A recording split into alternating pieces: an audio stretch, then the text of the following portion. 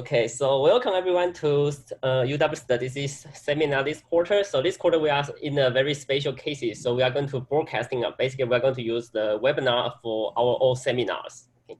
So today we are very happy to have Thomas Richardson, our own faculty member, to present a talk about an interventional approach to causal mediation analysis. And Jamie Robbins from Harvard and Ilya Shipster from Johns Hopkins will also be in the panelists. So if you have any questions, you can put them in the Q&A sections. And without further ado, let's welcome Thomas. Great. So delighted to be able to give a talk here. Yes, it's a little bit of a new experience to be doing this on over Zoom, although I have given causal working group seminars last quarter like this. So yes, I have my two trusty co-authors here, Jamie Robbins and Ilya Spitzer, and they are on the chat, so on the Q&A. So if you have questions about things, I will stop and you can ask questions. But you also have the opportunity to ask questions by text in that Q&A format. So I'm going to talk about this relatively new interventional approach to causal mediation analysis. This came out of a joint paper between Jamie and myself about 10 years ago, but more recently, partly through interaction with Ilya, we have revisited some of these notions, and the theory has sort of advanced a little bit, and I'm quite excited to tell you about some of this. So, to give you the overview, I'm going to tell you about this, as I say, fairly new way. I'm saying fairly because we did publish this a while ago, but it was less fleshed out. And then in the second half of the talk, I will contrast this approach with other existing approaches that some of you may have heard of before if you're sort of familiar with mediation analysis. So full disclosure, this talk is going to be philosophical in nature somewhat, and by that I mean specifically, so in a certain sense, all of us that are doing mathematics could be regarded from the Greek perspective as being philosophers.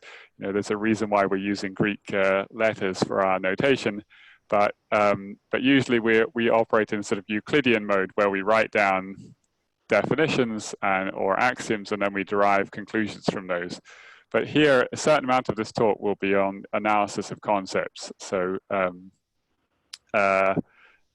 yes, that's not the usual mode in which I operate, but it is a mode that we were sort of forced into by attempting to address issues that were present in the other approaches. So this is really partly just to let you know that if you're expecting there to be some radically different estimator coming out of the analysis, there isn't going to be a different estimator, but there will be a different perspective and understanding of existing estimators. So this is the context that the whole story will play out. We will be thinking about a situation in which we have a treatment X, a mediator M, and an outcome Y. And for the purposes of this talk, we can think about the treatment X as having been randomized. And we'll, in principle, there could be confounding between M and Y because the mediator has not been randomized. We are interested in understanding the ways in which treatment is affecting the outcome. So particularly, sort of think about it, we're interested in whether or not the treatment has, in senses that we'll try to make precise later, has an effect on the outcome through M, or whether it has an effect on the outcome directly, at least whereby direct we mean with respect to M. So some contexts where this kind of setup arises are things like, a particular example we'll talk about is where, say, X is something like smoking status in a randomized secession trial, M is hypertensive status 6 months after randomization, and Y is myocardial infarction status 1 year subsequently. But there are other contexts where this could arise, where X is an exposure, and then M might be another treatment, and then Y is some disease outcome. Or sometimes people look at mediation where M is more of a response, or it's less clear whether or not it's a treatment, such as BMI, estrogen level, and breast cancer. There are also a lot of contexts where mediation is considered where, say, X is an educational intervention, and then M is something like optional tutoring, which we can't force people to adopt, and then Y is some outcome like graduation. So non-compliance also can be thought of in this context where X is randomized, but then M is whether or not you comply with the treatment to which you're assigned. Okay, so just keep this in mind. X is our treatment, M is the mediator, and Y is the final outcome. So the simplest situation in which people have thought about these, direct and indirect effects arises in linear systems. If we think about M as being a linear function of X, and then Y as being a linear function of M and X, and we assume that we sort of think about this as a setting where we're supposing there isn't. To keep things simple, we could imagine the areas are independent. But then if we think about a single unit change in X, then that will lead to a change of alpha in M. And if we have a single unit change in X, that will then produce a change in Y that is gamma due to a direct effect, and then alpha beta due to an indirect effect. So the concept is sort of quite simple, that we get our overall effect of X on Y here, and we can decompose it into a direct and indirect piece. But it sort of leaves the question, how do we generalize this story to a non-parametric setting? That when we're in the linear setting, there are, we are implicitly supposing there's sort of no interaction between X and M in the way that they affect Y on the particular scale that we're considering. So if, how do these notions, or how should these notions be generalized to a setting where X, M, and Y are binary? And we'll see that there's actually surprising amount of controversy and discussion about this, and that there, people have gone so far as to suggest that the only principled way to think about direct effects is to consider subpopulations, that we can't talk about direct effects in the overall population in a non-parametric sort of counterfactual setting. So now I'm going to tell you about the approach that we'll take here. And I'm going to start off by considering an expanded graph. So we're going to consider the case where actually we have additional variables. So we have a variable N that lies on the pathway between X and M, between X, the exposure, and the mediator. And then we have another variable O that lies on the pathway between X and Y. So, for example, in the case that I described previously, where X was smoking status and then M was hypertensive status and Y was myocardial infarction, we might suppose that, say, N might be something like nicotine exposure, which we might hypothesize is only affecting hypertensive status, and then O is other chemical components of cigarettes. Okay. So if we're fortunate enough to have these variables N and O, then that allows us to think about, we could think about, for example, using N as a way of blocking the path from X to M.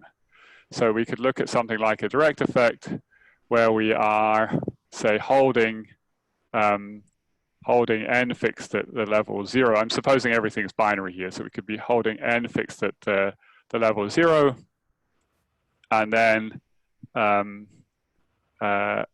we could contrast. We could look at we could conceptually think about an intervention where we set X to 1 and N to 0 versus an intervention where we set X to 0 and N to 0. So that would give us a notion of a direct effect of X on Y. And similarly, we could do something like we could hold O at 1, this variable O at 1, and then look at the effect of X being 1 versus 0, and think of that as, in some sense, an indirect effect. And this would then, so that would be one way of describing contrasts. We could use these N and O variables to block pathways so that we could think about direct and indirect effects of X on Y relative to M. So of course, the challenge here is this assumes that I've got these additional variables N and O that in general I won't have. But if we think a little further, we could say, well, suppose that N and O are components of X, so that in the original data, in our original setup, everyone that got cigarettes, they got both the nicotine components and they got the other components in cigarettes, and that everyone that was not smoking didn't get those, so that N is equal to X and O is also equal to X. So I've indicated these by red edges, the red edges here to indicate that N and O in the sort of, if we're not intervening on N and O specifically, then these three variables are all identical. So then, we can then think about setting X to 1 and N to 0 will be the same thing as setting N to 0 and O to 1. Okay? So we could re-express this contrast here just in terms of the N and O's. And likewise, we could express the indirect effect that I gave earlier also just in terms of the N and the O's. Yeah, and I apologize, there's a typo. These should be 1s here. Okay, so, and then we would also get that the indirect effect plus the direct effect would be equal to the total effect of X on Y. But the key thing I want you to understand is that we can think about the direct effect and the indirect effect as being contrasts that we would have direct access to if we were to do a study where we randomized N and O to 4 different levels, to the levels N equals 0, O equals 0, N equals 0, O equals 1, N equals 1, O equals 0, and both set to 1. Okay, so if we were to do that, then these direct and indirect effects would just be comparisons between 2 of the 4 arms in our study where we've assigned N and O to these 4 different levels. Okay, so if you're with me so far, I now want to think about 3 different data sets. So the original data set, the first data set we're going to think about is just the original data set over X, M, and Y. And X is randomized, so consequently the data in the arm for people that got X equals X will correspond to seeing the potential outcomes M of X and Y of X. This is just sort of by definition of potential outcomes. But in addition, these will be, the data in that arm will be representative of the overall population. Then a second data set I want to think about is one where we do those 4, we think about the 4 possible 4-arm study where we assign N and O to the 4 different levels. Okay. And for each arm in that study, M and we will see the outcomes M of NO and Y of NO. So that among the people that were assigned to, for example, N equals 0, O equals 1, we'll get to see these two outcomes for people with N equals 0 and O equals 1. Okay, and then the third data set I want to think about is a restriction of the second data set, where instead of seeing 4 arms, we only get to see 2 of the arms. We only get to see the 2 arms in which N and O happen to take the same value. So we get to see the arm in which N is equal to O is equal to 0, and the arm in which N is equal to O is equal to 1. Okay. Now, since in the original data, in the original study, so N and O, remember, were these 2 components of exposure. In the original study, this third data set will be identified given the data, the original study. Okay, that's just sort of follows from the definitions and from the fact that X and N are deterministic, N and O are deterministic functions of X. Okay, now the question that we might consider is, well, when is the second data set? Are there circumstances under which this second data set that we've got here would be identified from the original data? So equivalently, you could also think about it as, I already hopefully convinced you that given the data in the original study, the third data set, the one in which N and O both took the same value, was identified. So you could also think about this as asking, when will, when can we reconstruct the 2 arms that we didn't observe from the 2 arms that we did observe? So when can we get back 2 of the arms from 4 of the arms? Okay, so yeah, so I'm getting a couple of questions here. So identified here simply means that we will be able to write the data. We will be able to recover the distribution 2 from the distribution 3. Okay. So Sheridan's asking, what does it mean to say, how could we be identifying the data where N is equal to 0 and O is equal to 1? And that's an excellent question, which I will come to in just a second. Okay. So in general, you would think we wouldn't necessarily be able to recover that, but I'm going to give you some assumptions under which we will be able to recover the data for the arm in which N and O take different values from the 2 arms in which N and O take the same value. Let's see. Yeah. Okay, and just to give a little bit of terminology here, and a shout out to one of Jamie's postdocs. We'll say that the effects of N and O on M and Y are separable when we're able to recover the data from the 4-arm trial. We're able to identify the distribution of the 4-arm trial from the data from the 2-arm trial, either 1 or 3. Okay, so here are the conditions we're going to give. So I'll describe these, and then I'll give you a little bit of intuition about them. But it's essentially, so this first condition says that the conditional distribution for Y given M in the arm where I set N to 1 and O to little o is the same as the conditional distribution that of Y given M in the arm where I set N to 0 and O to little o. Okay. So in a certain sense, that's saying that this conditional distribution is not affected by the value, but it's not changed by the value to which we set little o, to which we set o to. And this is this condition 2 is sort of simpler. It just says that intervening on n and o, then O does not have any effect on the marginal distribution for M.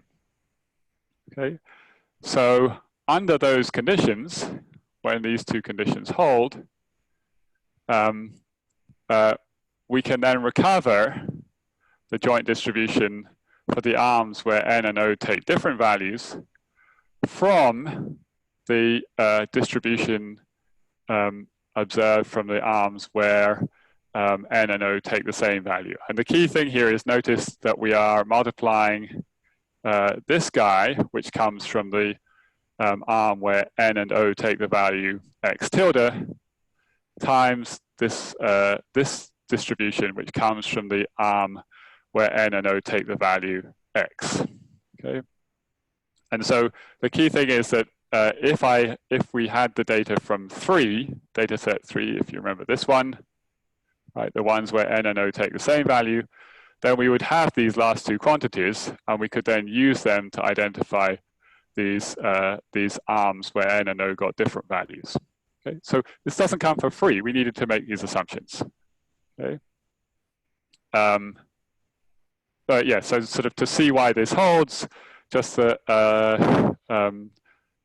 conditional probability, we can write this joint probability in terms of y given m times the marginal for m, and then under our assumptions, using assumption 1, we can rewrite this term that we have here. We are allowed to replace the x's with x tildes, and then using condition 2, we can again take this marginal, and we can replace the this x tilde with x. Okay, so that's the fairly straightforward proof.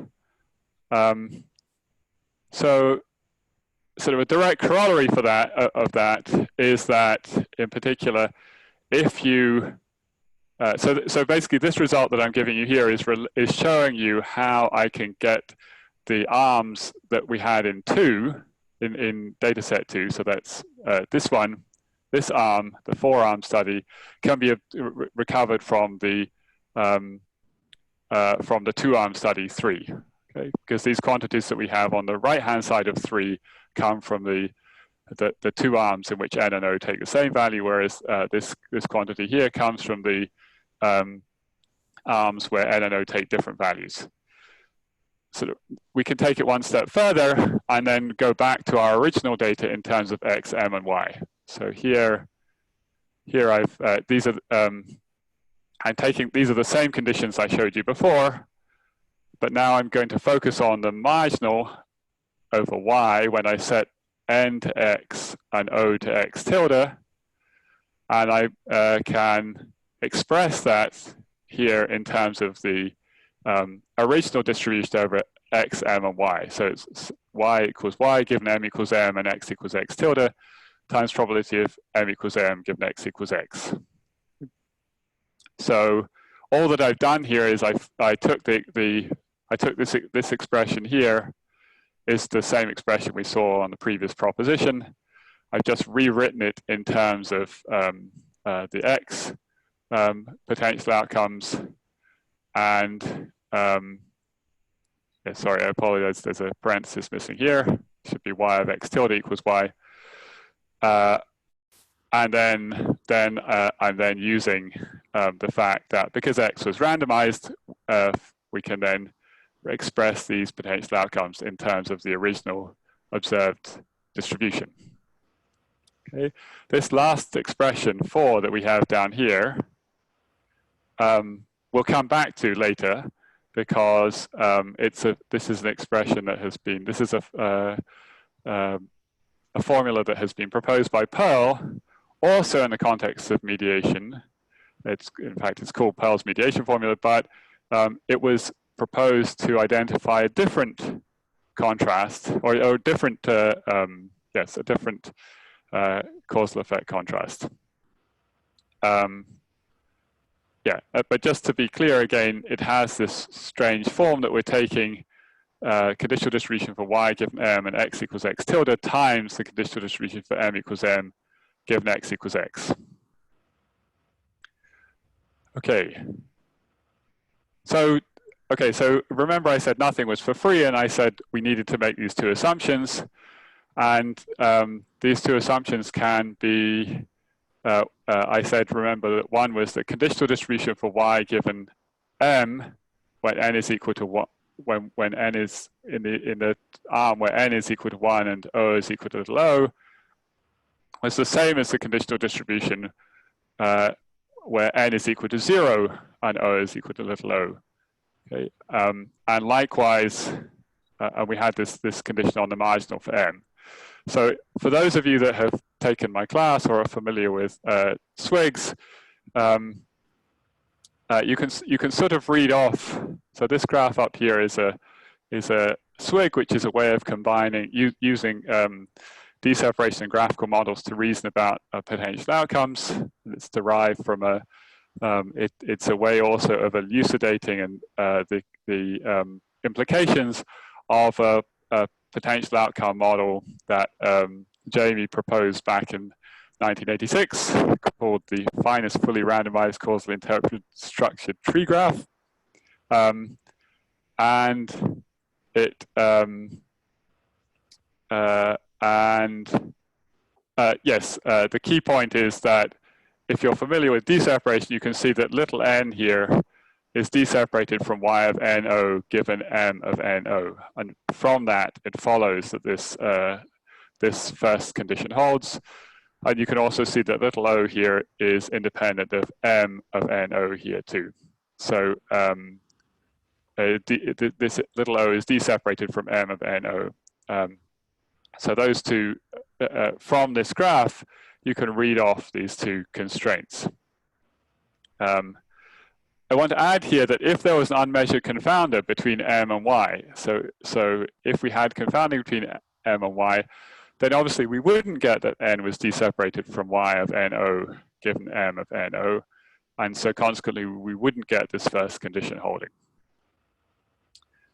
And so yeah, so I'll come back to this later, but if we put down a structural equation model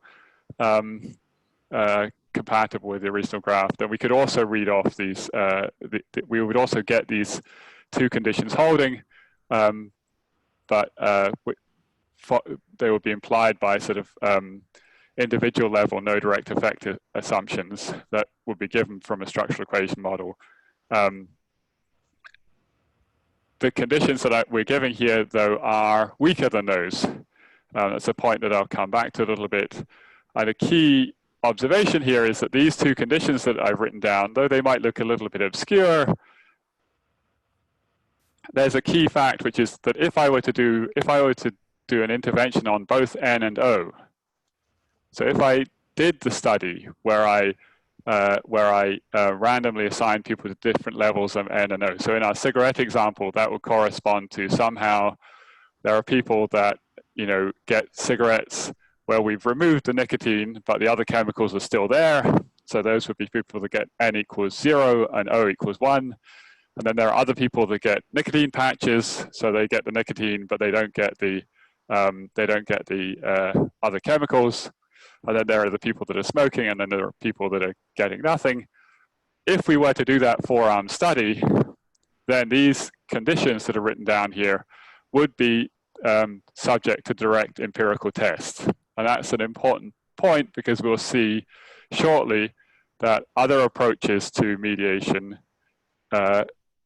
essentially lead to making assumptions that are not subject to direct empirical test. Okay, so here's the summary so far. I've shown you that given, if we're fortunate enough to have these components n and o of treatment, we can formulate contrasts, the two contrasts I described. And further, if n only affects the mediator and o only affects y, then the contrasts correspond to direct and indirect effects. This approach requires that we know what we're talking about when we talk about these counterfactuals M of NO and Y of NO. So we require that N and O be substantive variables that could in principle be intervened on.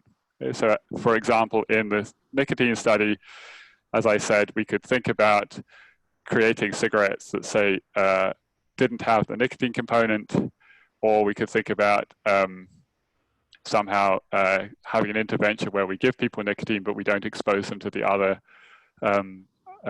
chemicals that are inside cigarettes. I gave conditions under which the distribution of the cross arm, so where you get some components but not others, is identified from the data on a randomized experiment on X. And I showed that the conditions are, I said that the conditions are empirically testable given data from a subsequent 4-arm trial where N and O are both randomized. So now I think would be a good moment to stop for questions. I think there were questions about identifiability in the 4-arm trial slide. Okay, so I can go back. So if you scroll out to the panelist chat, there is a question. Christine, do you want to unmute somebody if they have a question?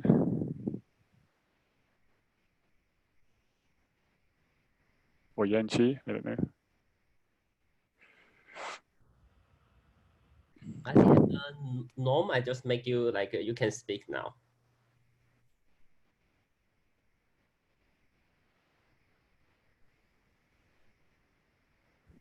I'm not hearing anything.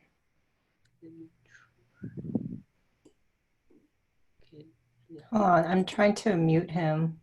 Unmute you, right? Yeah, it's not letting me unmute. Yenchi, can you try? Okay. Unmute. I think I tried that, but somehow I think I clicked, but there's no functioning. Well, I mean, I can, we can just read what the questions were from the chat. Just okay, maybe. First was what is identified, and the second is what's identified mean for a data set here. Here meaning the slide with the 4-arm trial and the 2-arm trials. So you had 1, 2, and 3.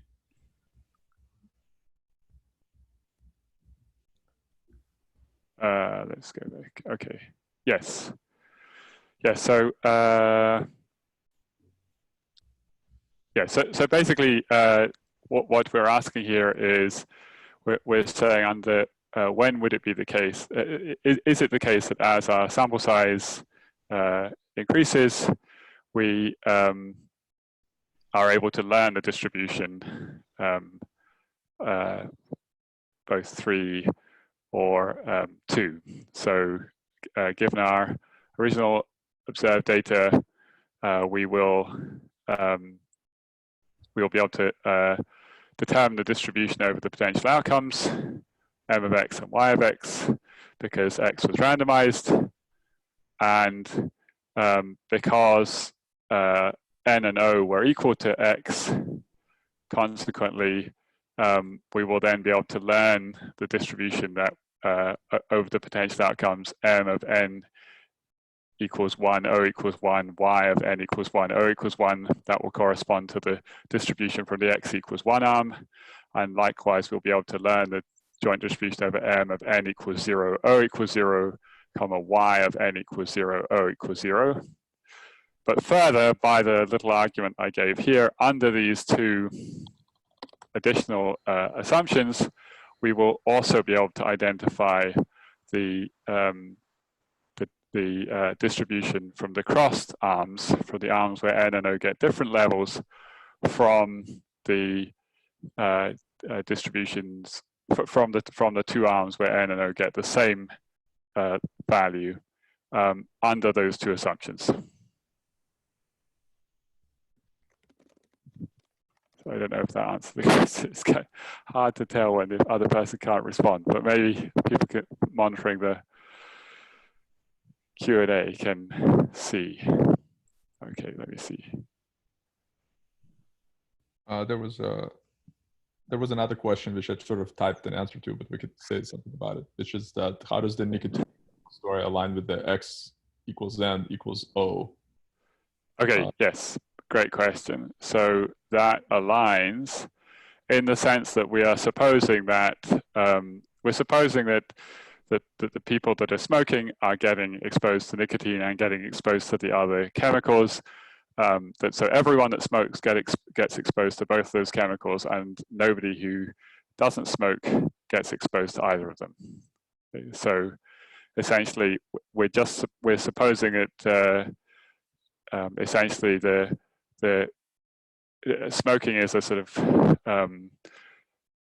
combined treatment or combined exposure where you get exposed to both N and O simultaneously. But we can think about other possible interventions where we expose people to one but not to the other. But in our original study, people were either smoking or they weren't, and if they were smoking, they're getting N and O, and if they're not smoking, they're not getting N and O. So that's how that part is fitting into that. So it's in that sense that we mean that N and O are components of X, in the sense that if you get X, you're getting both of these.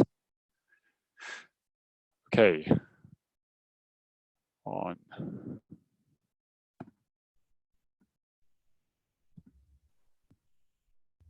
Okay.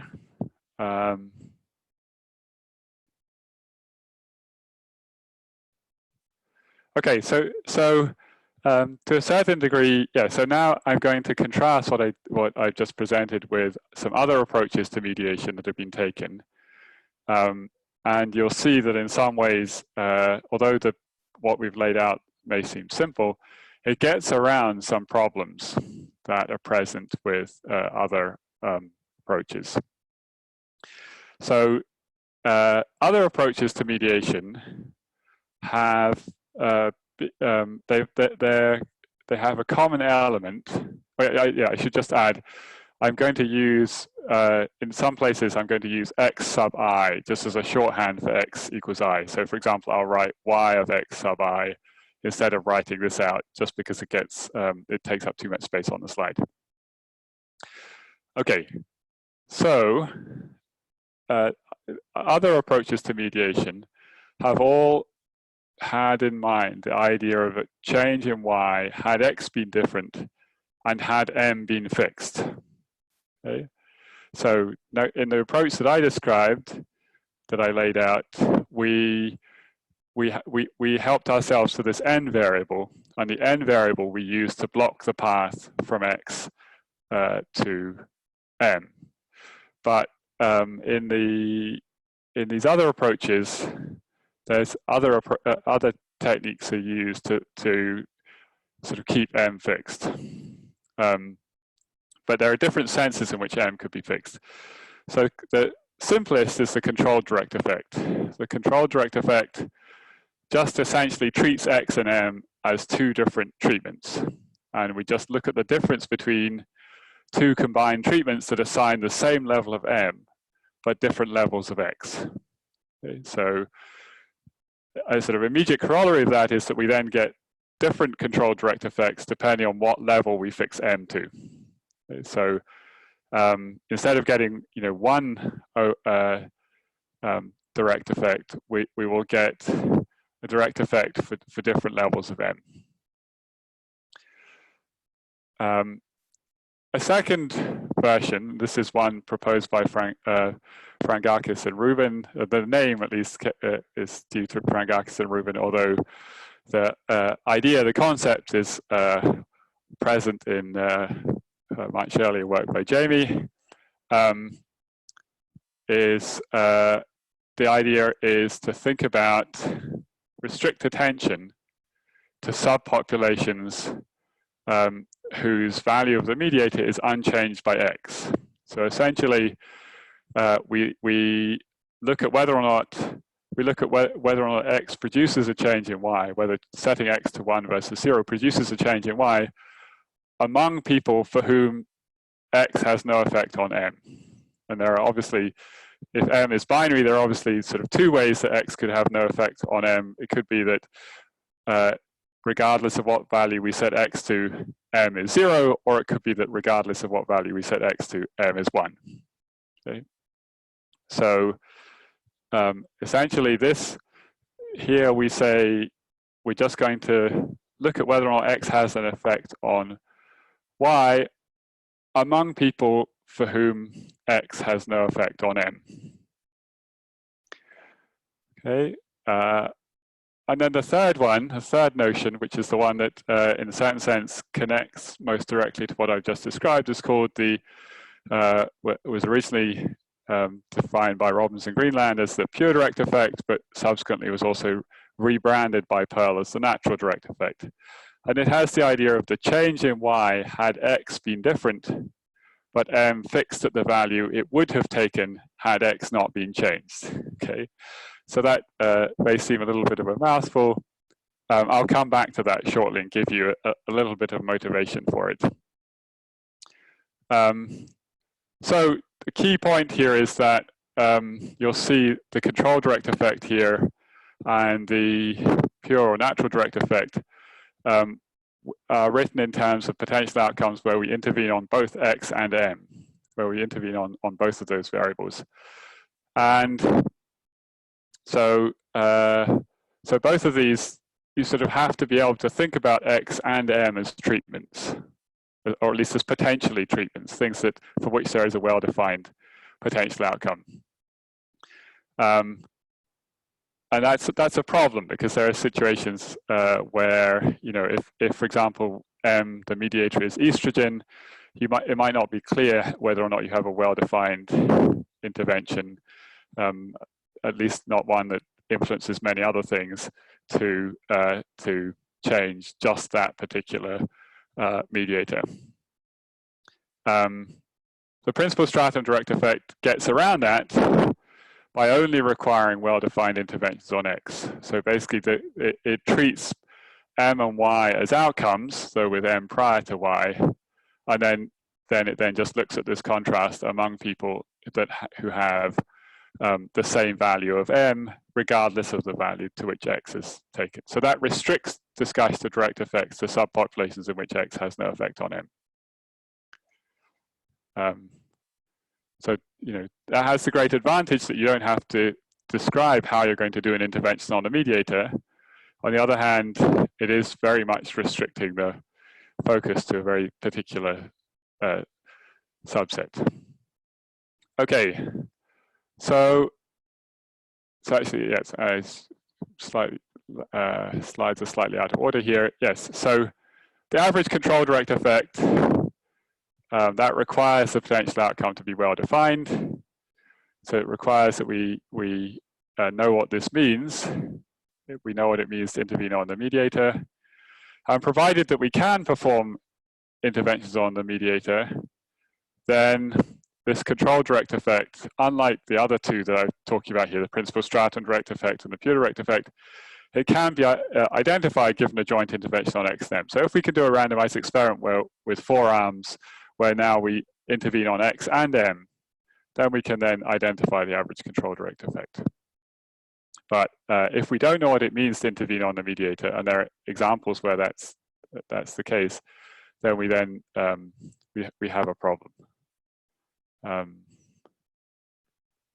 Yes. Okay. So the pure direct effect is this contrast, which is a contrast where we intervene to set X to 1, and then we intervene to set M to the value that it would have taken had X been 0. Okay, so Pearl motivates this by saying, like this sort of legal judgment where he says, the central question in any employment discrimination case is whether the employer would have taken the same action had the employee been of a different race, age, sex, religion, national origin, and everything else had been the same. So essentially, we're interested in whether or not had the mediator taken the same value, but x1 being different, would the outcome have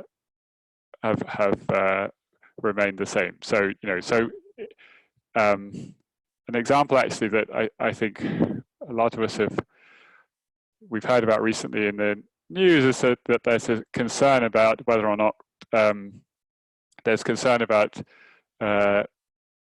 whether or not certain minorities are having worse outcomes from coronavirus than Caucasians, for example. And particularly in the UK, there's a lot of data being tracked very carefully on this particular question.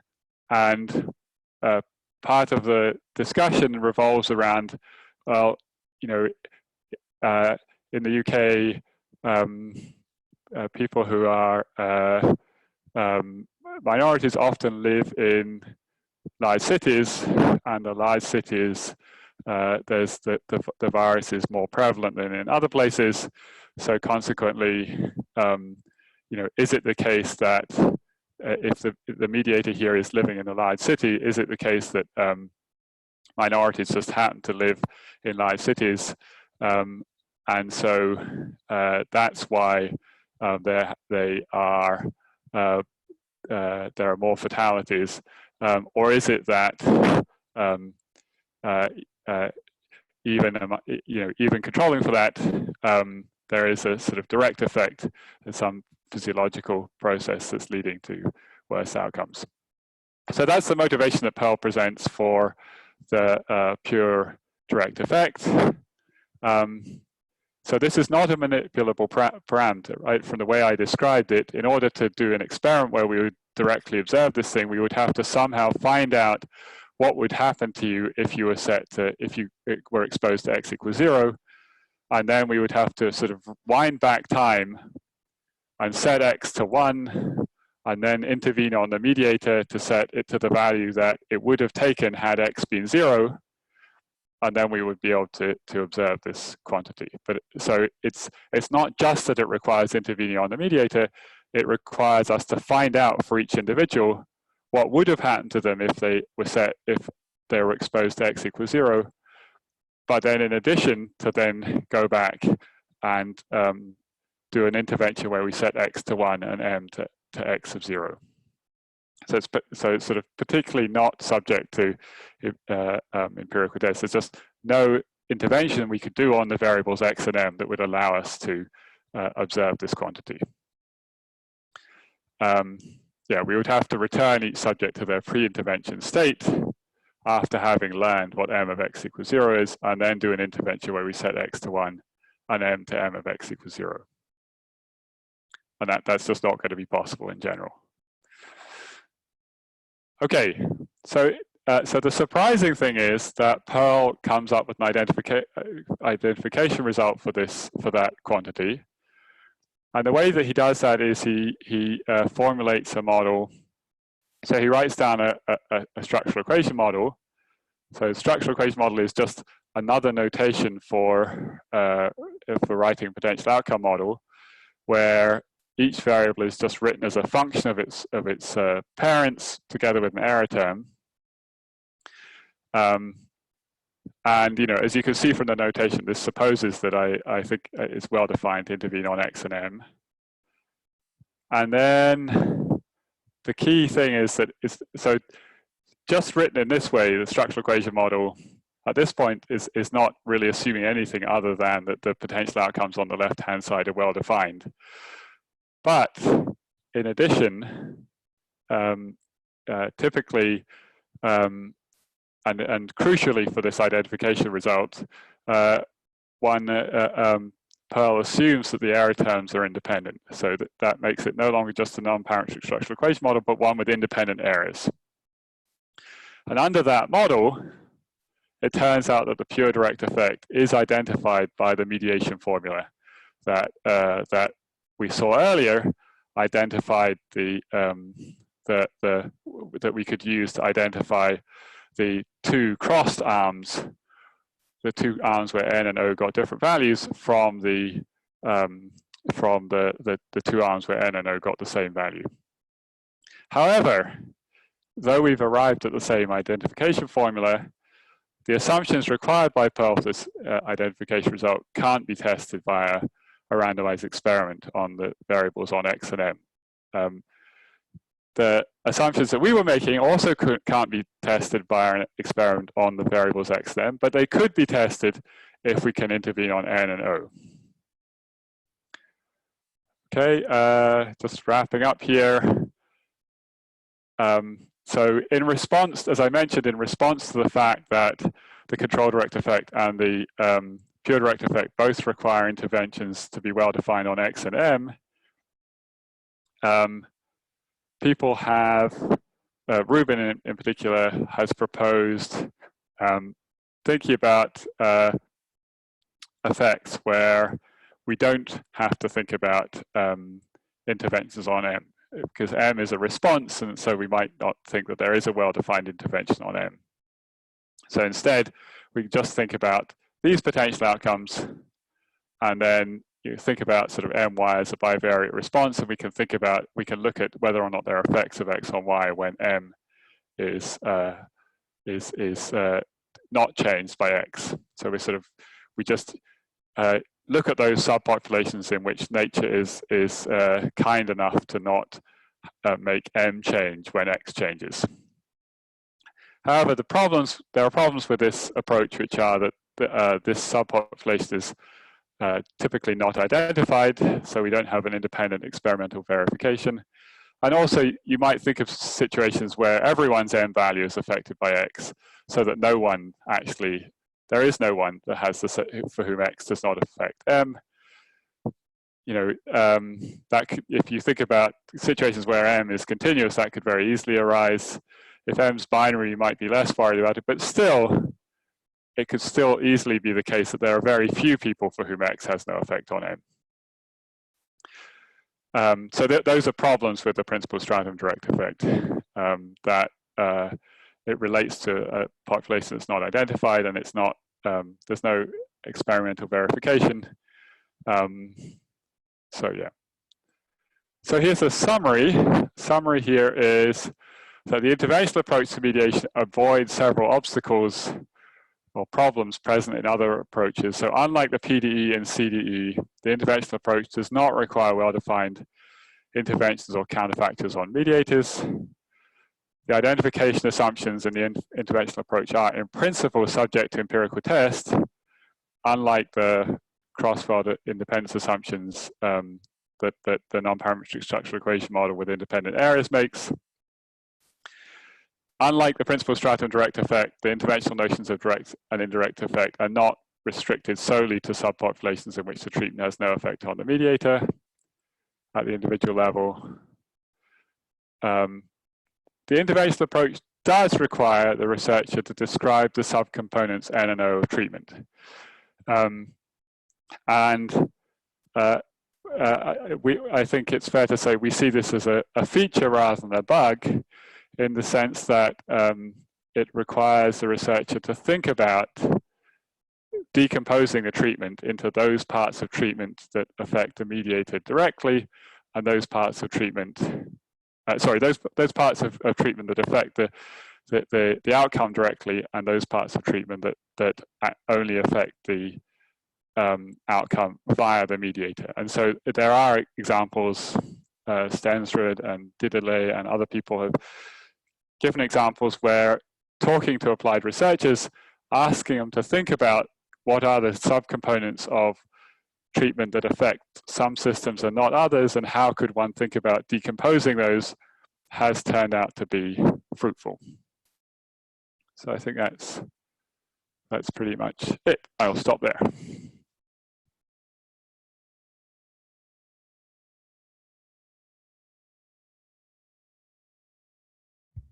Thanks, Thomas. And so I think now, so I think we can just, if anyone have questions.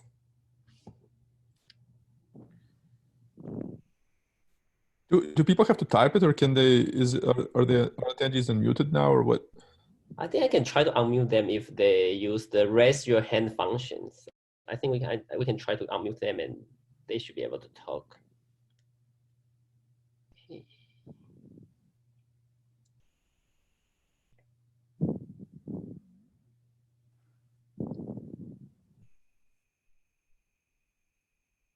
Oh, I think there's a question in the Q&A sections. Oh yeah, I got one here. Yeah, anonymous attendee.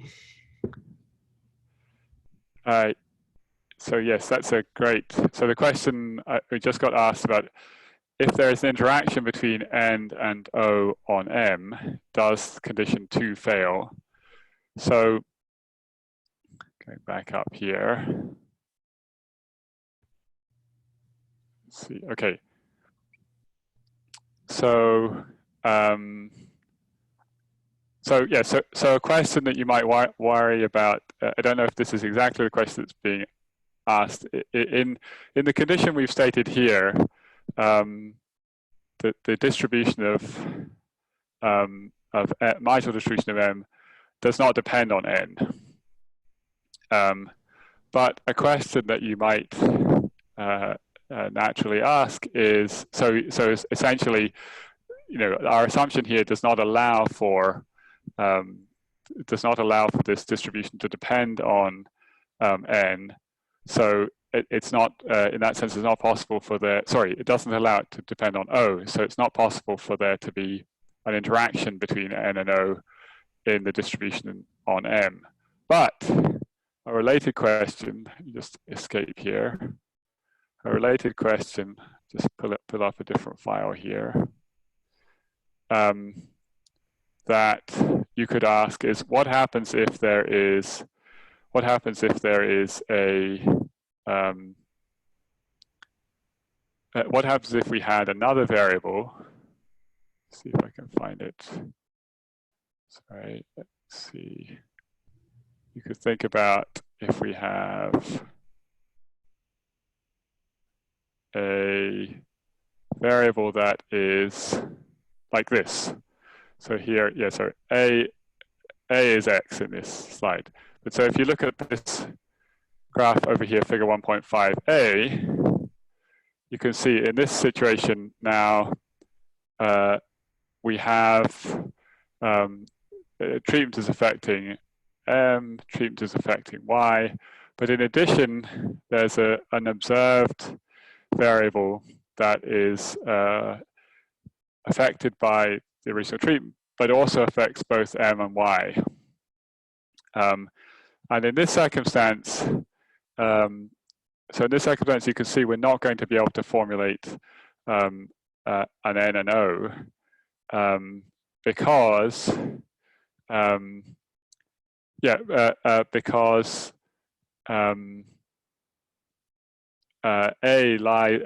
L lies on both pathways from M to Y. So we can think about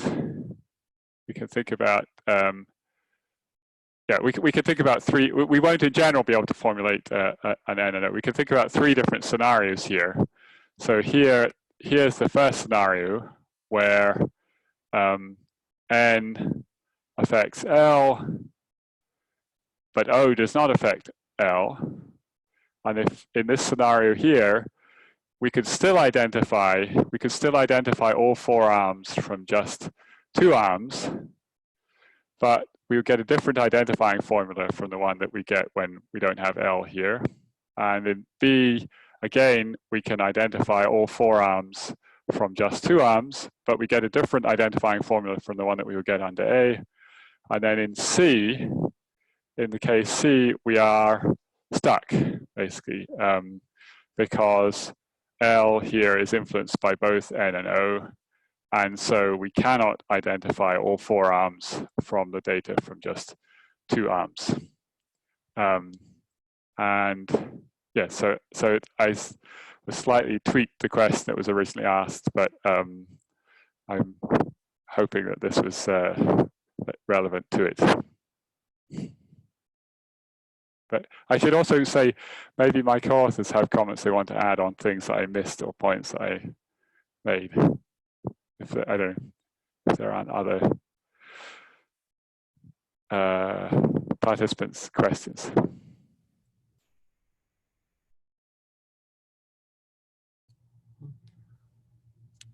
But sorry, can I just add something to your answer, Thomas? Absolutely. So I mean, the way the graph is drawn, you can't even have a main effect of O and M, let alone an interaction of O with something else in M, because it's just, there's literally a kind of exclusion restriction or an independence, depending on how you want to look at it. So yeah, that's what, if such an interaction did exist, I think that condition would fail, because that would imply that that independence doesn't hold, or that exclusion restriction doesn't hold. Right. Yes, that's another way of saying yes. Going back to this one here.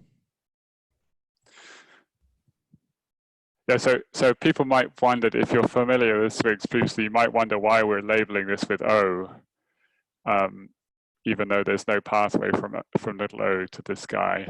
And the reason for that is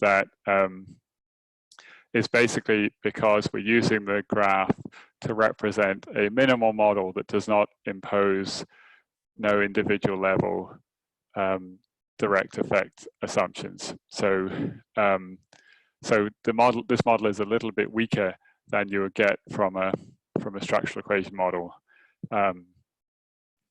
or you know, one step ahead counterfactuals. But yeah, that's why we've written it like that.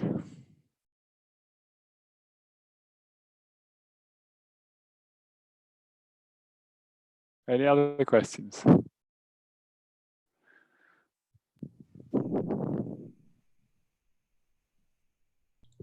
Okay, so if no other question, then thanks Thomas again, and thanks all the panelists and all the participants. Great.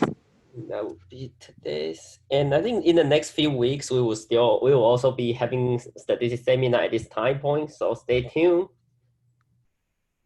Great. Actually, when is the next seminar, Yenchi? Is it next Friday? Okay, great. And it's at this time, and it will be the same format. Yeah, I think basically it will be like every week. Like we will have weekly seminars from now on. Yeah. Excellent. Okay. Thanks. Thanks. Have a great weekend. You too. Bye. Thanks. Thank you. Bye.